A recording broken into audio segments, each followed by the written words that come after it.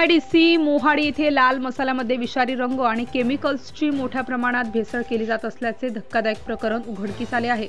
या प्रकरणी धुळे स्थानिक गुन्हे अन्वेषण विभागाच्या पथकाने तपासाला सुरुवात केली आहे। यावेळी पोलीस अधीक्षक श्रीकांत धिवरे यांनी देखील घटनास्थळी भेट देऊन सविस्तर पाहणी केली आहे। धुळे स्थानिक गुन्हे शाखेच्या पथकाला गुप्त माहिती मिळाली होती की MIDCतील एका मसाले निर्मितीच्या कंपनीत लाल मसाल्यामध्ये हानिकारक रंग आणि केमिकल्सची भेसळ केली जात आहे।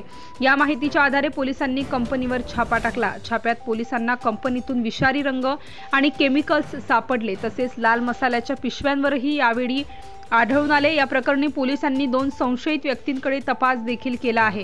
या प्रकरणाची गंभीरता लक्षात घेता पोलिसांनी या प्रकरणाची अधिक तपासणी फूड अँड ड्रग्स विभागाकडे सोपवली आहे। फूड अँड ड्रग्स विभागाचे अधिकारी कंपनीतून नमुने घेऊन त्यांची तपासणी करत आहेत। तपासणी अहवाल आल्यानंतर पुढील कारवाई करण्यात येईल, अशी माहिती पोलीस अधीक्षक श्रीकांत धिवरे यांनी माध्यमांशी बोलताना दिली आहे। Subscribe now and press the bell icon.